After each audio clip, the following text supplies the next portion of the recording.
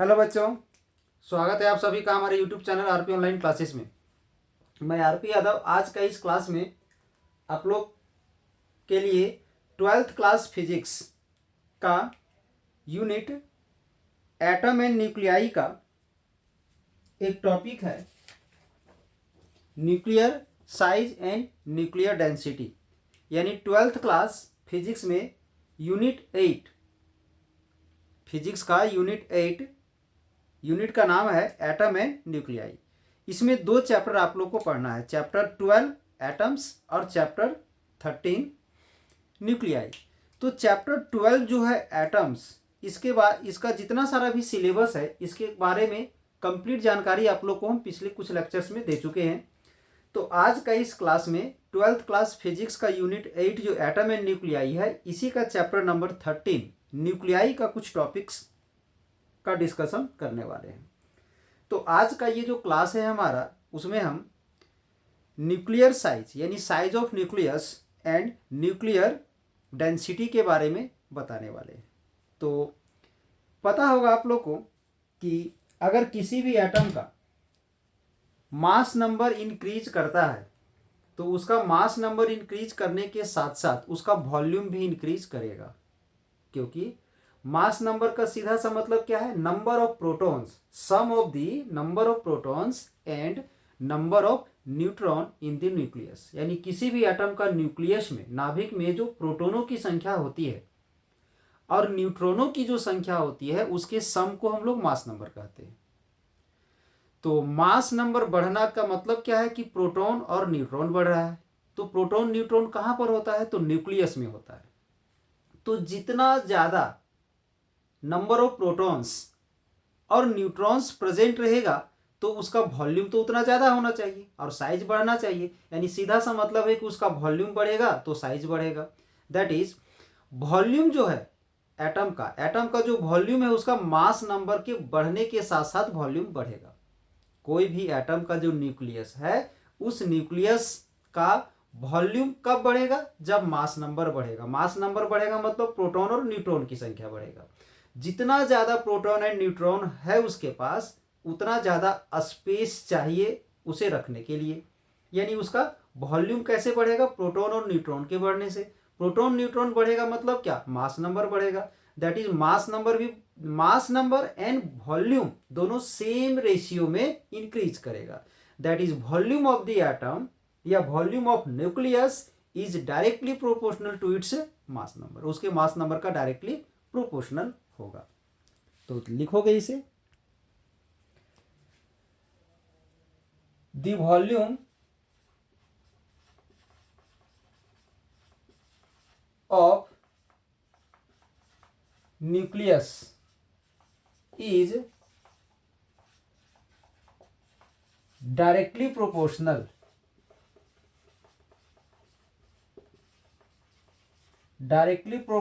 To its mass number. Directly proportional to its mass number. अब हम लोग यहां पर लेट कर लेते हैं। Let R equal to radius of nucleus and A equal to mass number of nucleus, या तो मास नंबर जनरली एटम लिख सकते हो। तो वॉल्यूम क्या होगा, वॉल्यूम ऑफ न्यूक्लियस क्या हो जाएगा, तो न्यूक्लियस तो स्फेरिकल होता है, तो हम स्फेयर का वॉल्यूम का फॉर्मूला अप्लाई करेंगे, 4/3 पाई आर क्यू। ये आ गया वॉल्यूम ऑफ द न्यूक्लियस। तो ये तो वॉल्यूम ऑफ जो न्यूक्लियस है किसके प्रोपोर्शनल होगा, तो ए का प्रोपोर्शनल होगा। दैट इज यहां पर हम लिख सकते हैं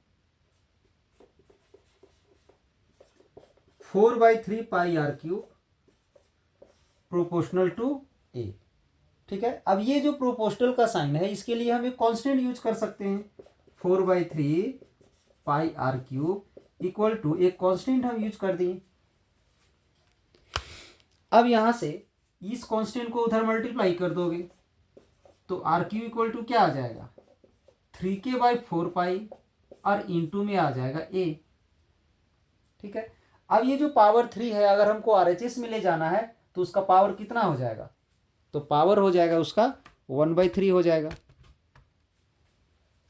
यानी यहां से R इक्वल टू आ जाएगा 3/k/4 इंटू ए। अब इस कंप्लीट का पावर आ जाएगा 1/3।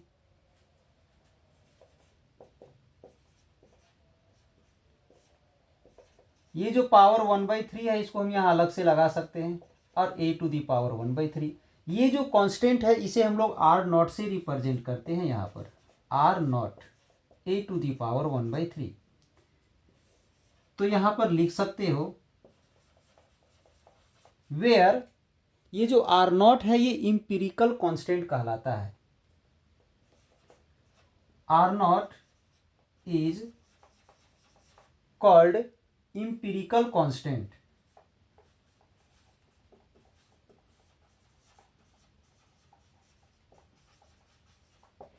और यहां जो R0 है R0 का वैल्यू यहां पर क्या होता है, तो R0 का वैल्यू हमारा यही हो जाएगा 3k/4 pi/1/3 और इसका वैल्यू होता है 1.2 इंटू 10⁻⁻15 मीटर।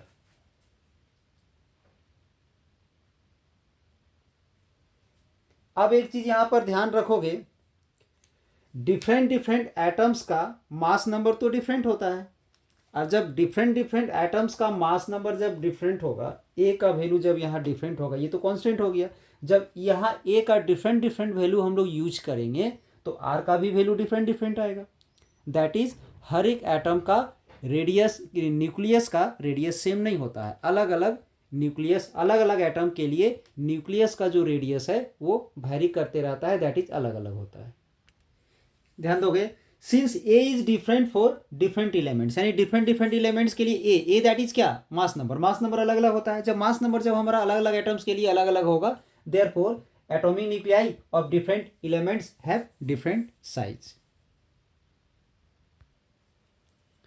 नेक्स्ट टॉपिक है न्यूक्लियर डेंसिटी। तो डेंसिटी के बारे में अगर आप लोग जानते हो तो पढ़े होगे मास बाय वॉल्यूम, तो यहाँ पर भी वही होगा। तो हम लोग यहाँ इसका डिफिनेशन लिख सकते हैं,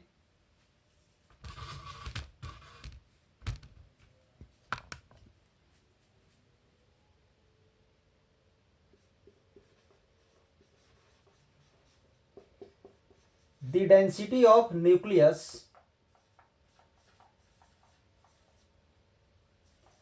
is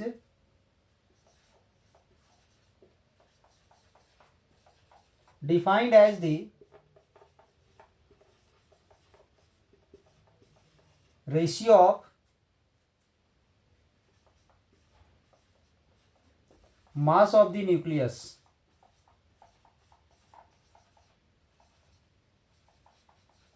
and volume of the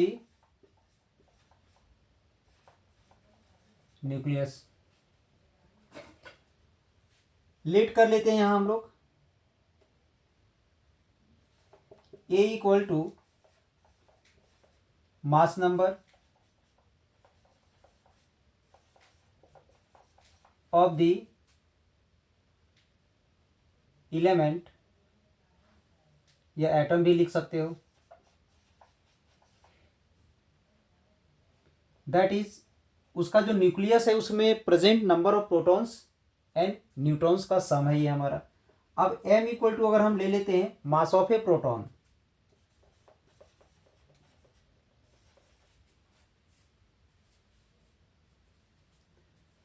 mass of A proton, तो मास ऑफ न्यूक्लियस क्या होगा, एक पार्टिकल का मास हमारा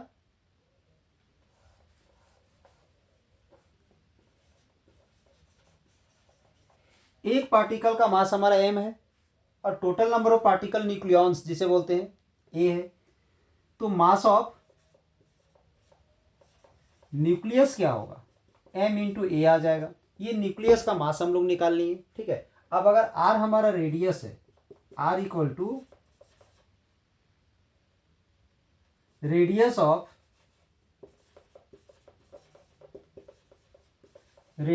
न्यूक्लियस,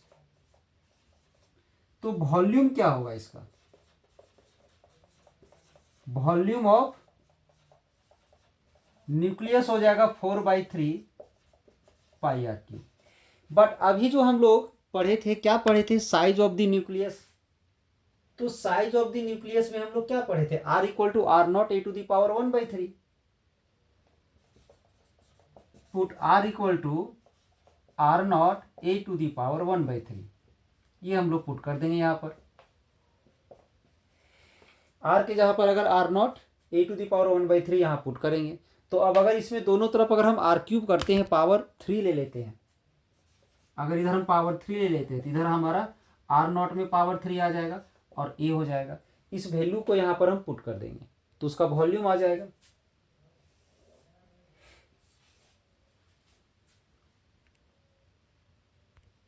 ध्यान दोगे, वॉल्यूम हमारा क्या आया है, v का वैल्यू आया है 4/3 पाई आर क्यूब। यहाँ पर हम आर क्यू का जो वैल्यू फाइंड किए हैं, अभी क्या फाइंड किए हैं, तो R not to the power 3 into A, ये आ गया हमारा वॉल्यूम। अब हम लोग डेंसिटी निकालते हैं।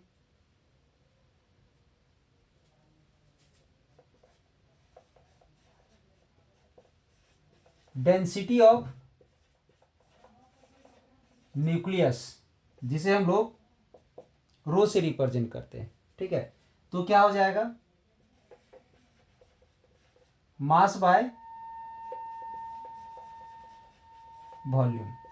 तो मास हम लोग क्या लाए हैं, तो मास हम लोग m इंटू ए लाए हैं, ठीक है। मास क्या आ गया है, m इंटू ए। और वॉल्यूम हमारा क्या आ गया है, 4/3 पाई आर नॉट क्यूब इंटू ए। ए से ए यहाँ कैंसिल हो जाएगा, 3 ऊपर चला जाएगा, 3m/4 pi R not to the power 3। अब यहाँ पर हम लोग क्या करेंगे, तो वैल्यू पुट करेंगे यहाँ से, ये a से a कैंसिल हो गया, ये 3 हमारा ऊपर चला गया, 3m/4 पाई आर नॉट का क्यूब आ गया। अब यहाँ पर हम लोग m का वैल्यू पुट करेंगे और आर नॉट का,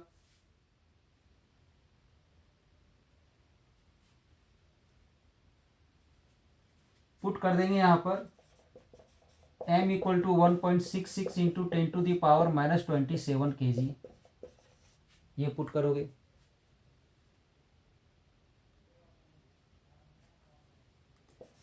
आर नॉट का value 1.2 into 10 to the power -15 metre put कर देंगे।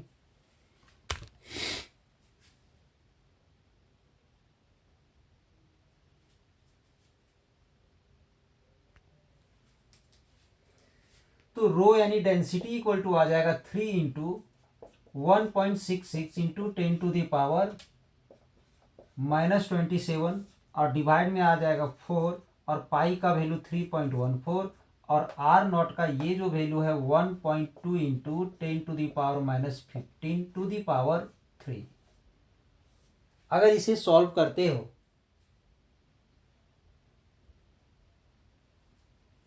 अप्रॉक्स में 2.29 into 10 to the power 17 kg per metre cube आएगा अप्रॉक्स वैल्यू।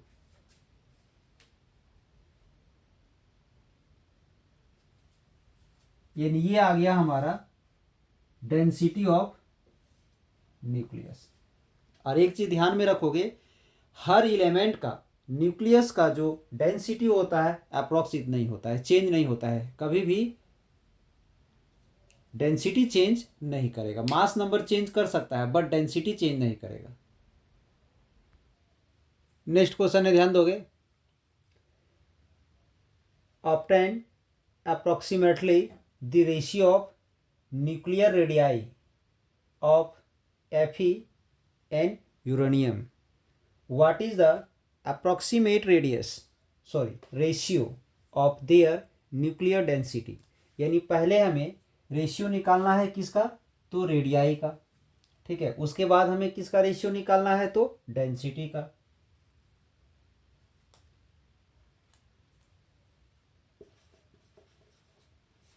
तो ये जो है हमारा रेडियस है एफ ई का मास नंबर, यानी ए किसके लिए, तो एफ ई के लिए, एफ ई के लिए मास नंबर है 56, ठीक है। और ये जो यूरेनियम है, यूरेनियम के लिए मास नंबर है हमारा 238। अब इसके लिए अगर हम रेडियस निकालते हैं आर एफ ई के लिए, तो फॉर्मूला क्या पढ़े थे हम लोग, आर नॉट इंटू ए था, तो ए एफ ई का ए आ जाएगा, ठीक है। इसके बाद और यहाँ पर ए का जो पावर आया था वो 1/3 था। इसके बाद हम इसके लिए u के लिए फाइंड करते हैं रेडियस, तो आर नॉट तो कांस्टेंट है, वो तो वही चीज़ रहेगा, यहाँ u हो जाएगा, पावर 1/3 हो जाएगा। दोनों का हमें रेशियो निकालना है, तो रेशियो निकालने के लिए हम दोनों को डिवाइड करेंगे यहाँ से, आर एफ ई का डिवाइडेड बाय आर किसका, तो u का। तो यहाँ से आ जाएगा R naught A F E power 1/3, फिर यहाँ से आर नॉट ए यू 1/3। यहाँ से आर नॉट कैंसिल हो गया, इसका पावर आ जाएगा ए F E bye A you का कंप्लीट पावर हम 1/3 ले सकते हैं, ठीक है। अब इसका वैल्यू पुट कर देते हैं, इसका वैल्यू है 56 और इसका वैल्यू है 238, पावर 1/3 हो जाएगा। अब यहाँ पर 56 को हम लोग डिवाइड करेंगे 238 से, तो अप्रॉक्स में आ जाएगा 0.235, पावर 1/3। ये आ गया इसका रेडियस का रेशियो। अब हमें डेंसिटी का रेशियो निकालना है। तो एक चीज़ पता होना चाहिए कि एवरी एलिमेंट का न्यूक्लियस का जो रेडियस डेंसिटी होता है वो सेम होता है, डेंसिटी चेंज नहीं करता है। तो यहाँ लिखेंगे since nuclear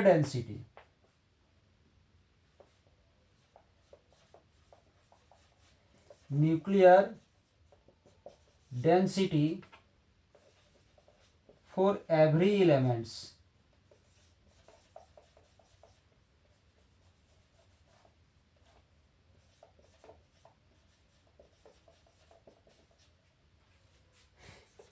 are same।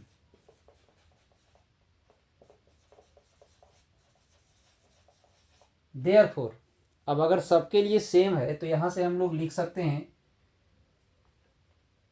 Density of F E by density of you. तो क्या हो जाएगा, दोनों का डेंसिटी सेम आएगा, 1/1 हो जाएगा, दैट इज 1।